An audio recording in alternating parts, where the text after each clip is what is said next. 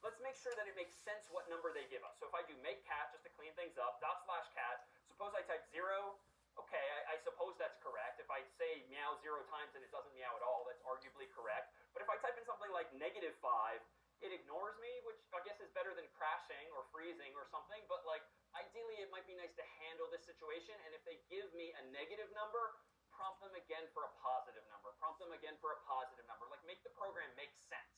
So how could we do that? Well, a couple of ways.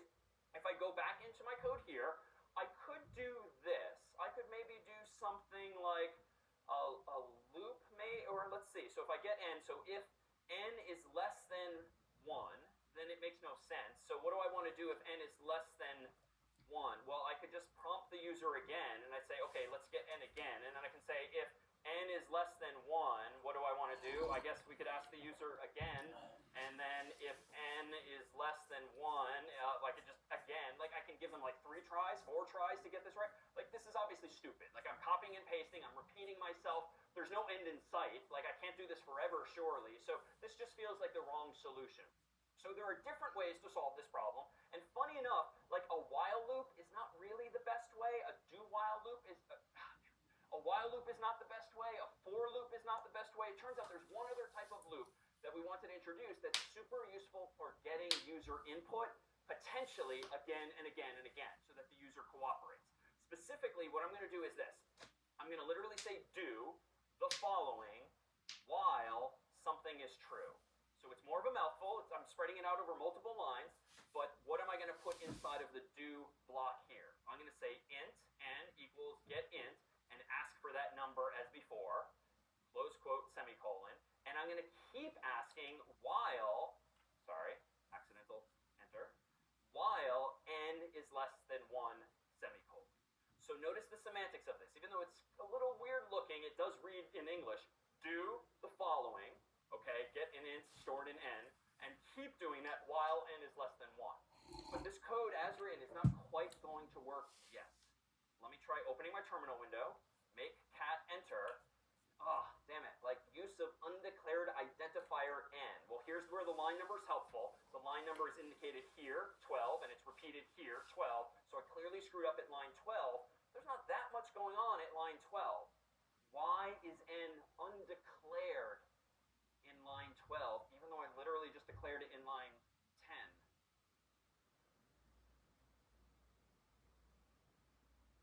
Exactly, because I declared n inside the scope of the do block, so to speak, inside the curly braces on lines 9 and 11.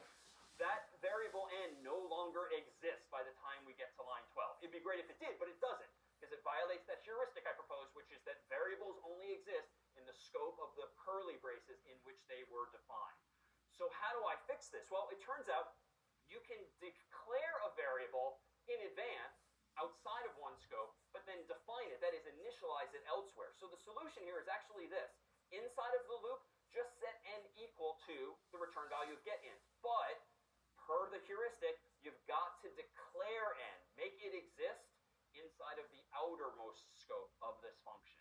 So it's a little weird, and we're kind of breaking this down into 2 steps, but this is valid, recommended, correct C code. You declare a variable without giving it any value initially, and then in line 11, you proceed to give it a value, potentially again and again and again. Now, what's useful about a do-while loop? So a do-while loop, as the name implies, will do something no matter what, but it will potentially do it again and again and again while some question is true, like n being less than 1 in this case. All right. As an aside, why did we not do a while loop? Well, let's think about that. While n is less than 1, but wait a minute, n doesn't have a value. Okay, so I guess we have to go back to doing get int number colon semicolon. Okay, but while n is less than 1, we're back to the same problem where we have to like repeat ourselves again. So this is why for loops, while loops, not the right solution when you want to do something at least once, but potentially again and again. So the right solution here again is this new and final looping construct. I'm just hitting Control Z a lot, whereby we've done it as follows. All right, let's try this. Clear the screen. Make cat, enter, /cat. Let's type in 5, still works. Let's type in -5, and notice it doesn't just ignore me, it prompts me again and again and again. Even if I type in 0, I've got to at least give it a positive integer. Well, this actually seems like kind of a common paradigm. Like, what if we want to prompt the user for a positive number in other programs too? We're nearing the point already, even after just week 1, it'd be nice to like write our own reusable functions that solve common problems. And eventually maybe we can put them in header files as well. But for now, let's go ahead and do this. I'm going to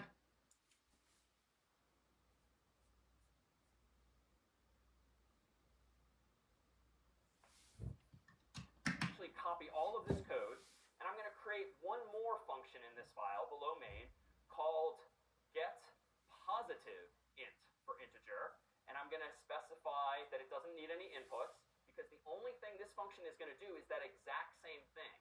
So notice that I've just moved my code from main into a function that's name describes what it does, getPositiveInt, situation where two things print, and dir, which is short for remove directory. So in fact, let's play around like true or false. There's else keyword, which does not need parentheses because you're just saying else do this other thing. But what if it's a three-way fork in the road? And we'll stop after that. Here's a three-way fork in the road in Scratch. If x is less than y, then say this. Else if x is greater than y, say this. Else if x equals y, then say this. So this is a little more precise because now we're handling equality, not just greater than or the opposite. In C, it's going to look similar to before, but we're adding this element here. And at first glance, especially if you've never programmed before, it looks like I'm an idiot and I made a typo. What looks wrong?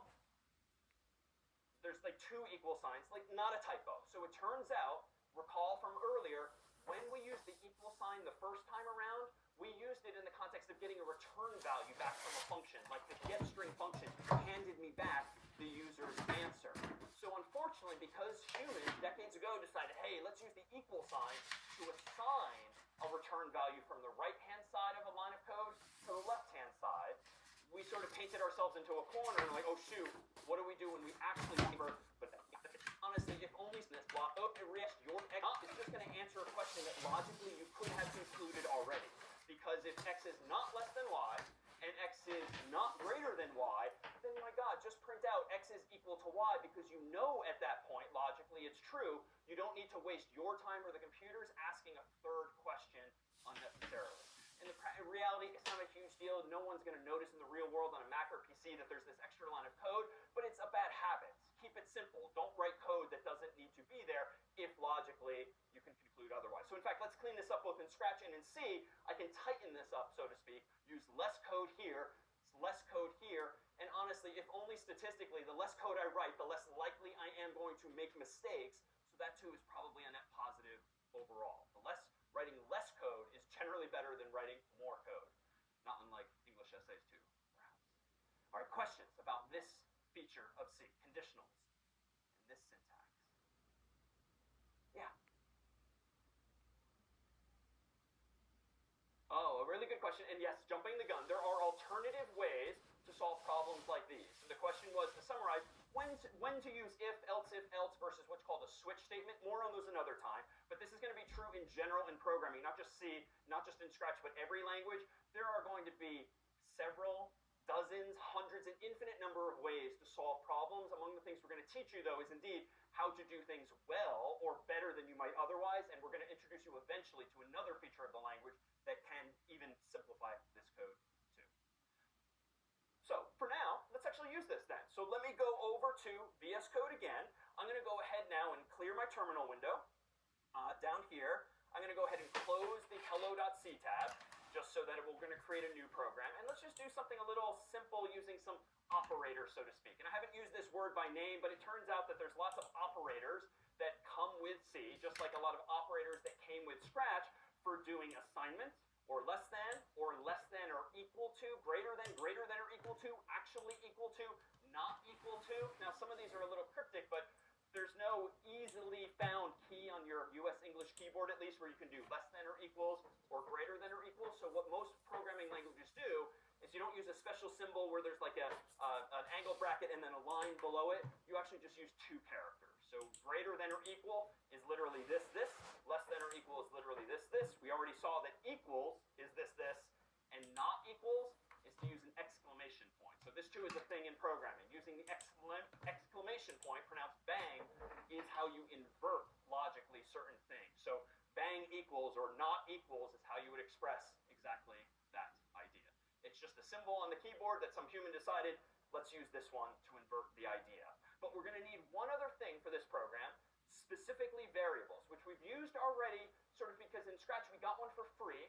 We had that answer variable that stored the return value of the ask block. But let's consider in general how you can, and probably did for problem set 0, use a variable of your own, like keeping track of a counter or a score or the like. In Scratch, if you want to create a variable called counter, you can set it equal to some initial value like 0. In C, that code's going to look similar.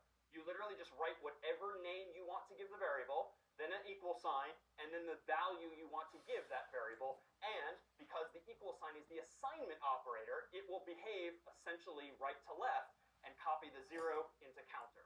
But this isn't enough for C. Remember that you, the programmer, have to tell the computer, is this indeed a number? Is it a letter? Is it an image? Is it a sound? You have to tell the computer that this is an integer, otherwise written as int for short in C. But there's one other stupid detail that's missing, which is now semicolon to finish the thought here. But this then is equivalent to this in Scratch. Let's do another. In Scratch, if you wanted to increment the counter, that is add 1 to it, you could literally use this puzzle piece here and specify you want to add 1. In C, it's going to look like this.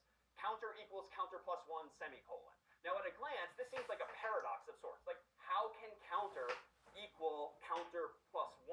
Like, I can't make that math expression true, but it's not math in this case. The single equal sign is assignment, so this means take the current value of counter, whatever it is, add 1 to it, and then copy that value from right to left into the same variable into it, and then so this means take the current value of counter, whatever it is, add 1 to it, and then copy that value from right to left into the same variable, thereby changing it from 1 to 2, 2 to 3, and so forth.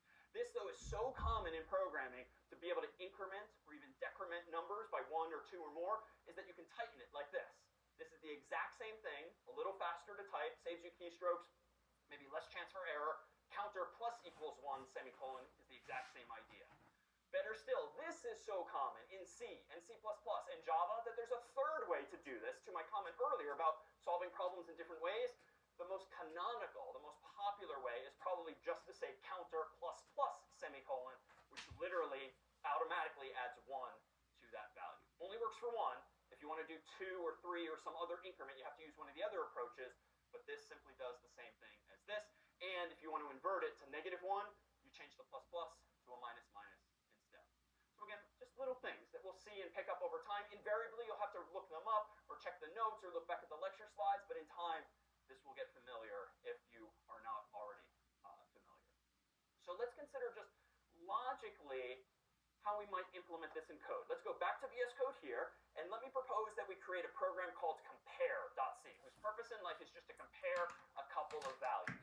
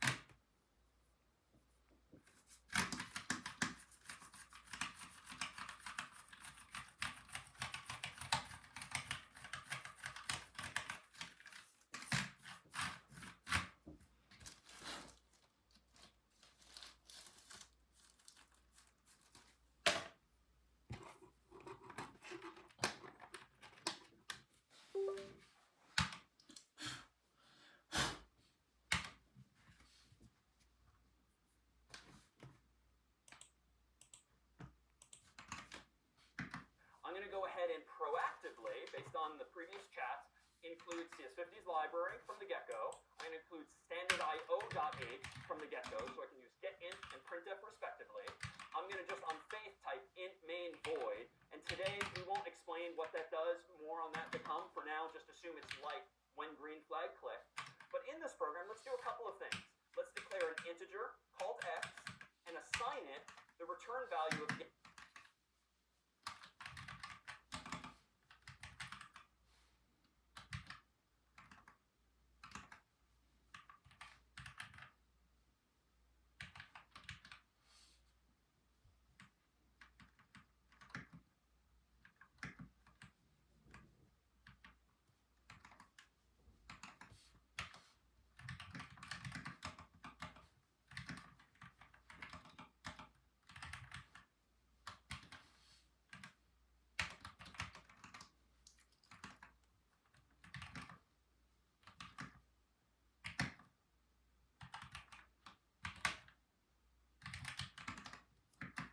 getInt, and let's just keep it simple. Let's ask the user not what's their name, but what's x, question mark.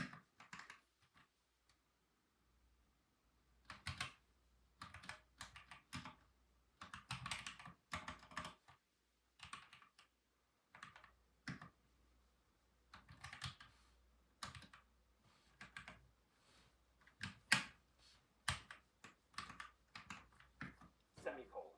Now, so that we have something to compare, let's do it again, but with y. Int y equals getInt, quote unquote, what's y, question mark, and I'm leaving again a space just visually so the cursor.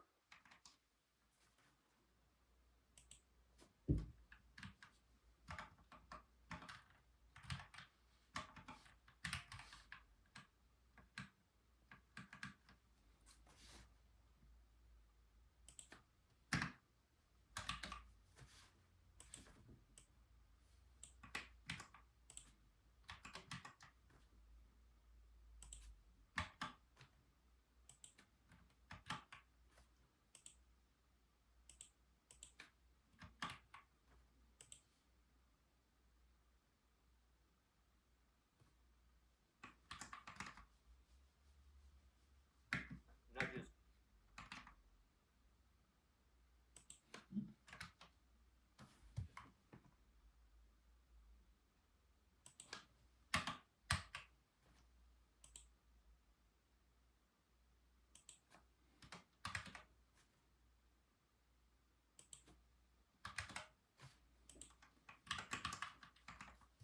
Over a bit, followed by a semicolon. At this point in the story, my users will be prompted for x and y respectively. Let's do something with those values. How about if x is less than y, then go ahead and print out, quote unquote, x is less than y, back, /n, close quote, semicolon. All right, and let me hide my terminal window for just a moment. This is a 13-line program at the moment, but really it's like 5 or 6 interesting lines. The rest has been copy-paste from previous programs. Notice a few details. One, I've indeed used my curly braces here, and notice if you highlight lines, you'll actually see little dots that can help you make sure, oh, there are indeed 4 spaces there. I've been indenting, just like we did last week with pseudocode. Strictly speaking, it's not necessary, but it's going to be way easier to read your code if you do add all of this white space, so to speak, than if you write and then submit to us as homework a program that looks sort of god-awful like this, which is just to make it much, much harder for the human to read it, for you to read it, your colleagues in the real world to read it, but the computer is actually not going to care. In fact, as an aside, one of the tools we have built into VS Code for CS50 is this button at top called Style50. This is a program that we indeed wrote that will give you suggestions on how to improve the style of your code so it looks like the right way that programmers would generally write it. As an aside, the computer world is fraught with like religious debate, so to speak, as to like what code should look like. And people in the real world will have really stupid arguments over how many spaces to use for indentation and what lines code should go on and so forth. Generally in the real world or in a class, there's an official style guide that someone sort of autocratically declares this is how everyone should write their code, so that just everyone's code in the company or course looks the same, but you'll find in the real world, reasonable people will disagree. When you click Style 50, it will be formatted as we ourselves recommend in CS50. And in fact, let me zoom out here, and this looks a little cryptic at first glance, but on the left is the code that I just wrote and made a mess of by deleting all that white space.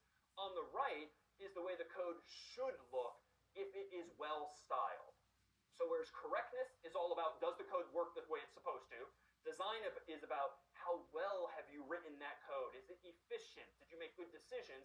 Style is purely aesthetic. Is it readable? Does it follow a standard? Can another human sort of easily skim it top to bottom, left to right, and understand what's going on? So these green highlights are saying, please add white space there, and so I can actually change my code to match. On the left-hand side here, if I realize, oh, my code's looking pretty ugly, watch on line 6 at left as I hit the space bar to, on the left, 1, 2, 3, 4, notice that the right-hand side is starting to be happier with my code by getting rid of the green indicators, and I can do 1, 2, 3, 4, that fixed that. Over here, I can do 1, 2, 3, 4. I can move this onto its own line by hitting enter.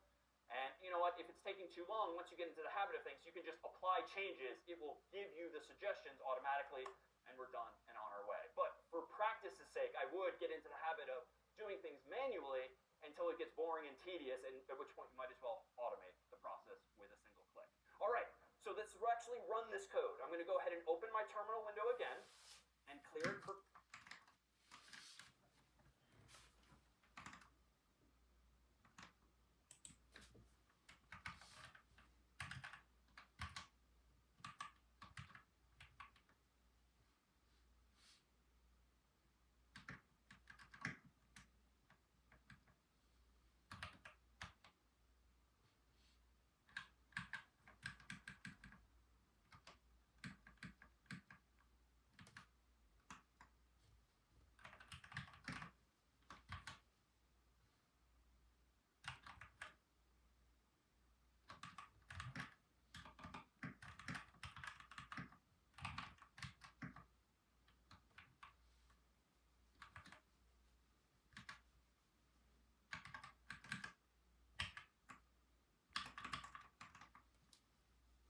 For clarity, I'm going to run make compare.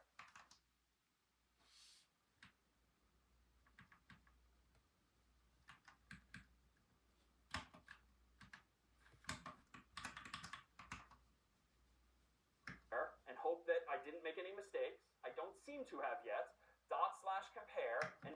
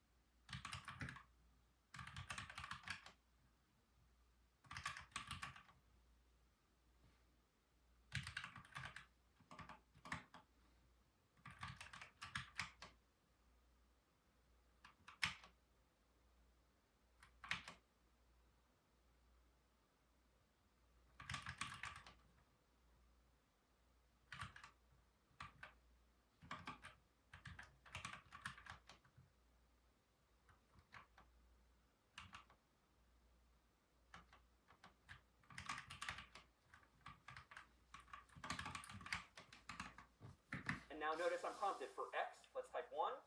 For y, let's type 2, enter, and x is less than y. Let's do a little sanity check, so to speak. Let's rerun it. /compare. What's x? Let's do 2 this time. 1 for y, and this time it said nothing. So that's to be expected, because I didn't have a 2-way or a 3-way fork in the road. The only time this code should say anything is if indeed x is less than y. So for those of you who might be more visual when it comes to learning, here's a flowchart that represents this same exact program. If you read it top to bottom, you start the program with ./compare. You are then prompted for x and y, and you're asked this: is x less than y? And the fact that this is a diamond means this is a Boolean expression, a question that the computer is asking itself. If the answer to that question is true, then quote unquote x is less than y gets printed. It's true than y, let's say that. Hard to just say else. If x is not less than y, let's say that. X is not less than y, \n, close quote, semicolon.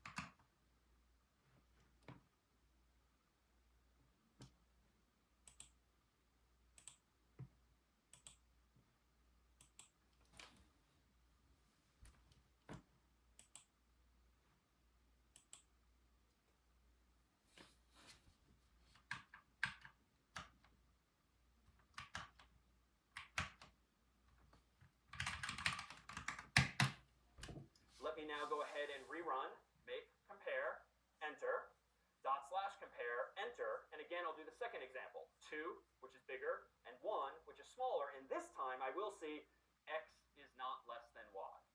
If then we were to look not at this flow chart, but a slightly bigger one, you can sort of visualize it this way. Everything on the left-hand side of this picture is the same, but if it's not true that x is less than y, the answer is thus false. This time we say, quote unquote, x is not less than y. And we can do this obviously one final time just to bring the point home. If I go back to my code and I even more pedantically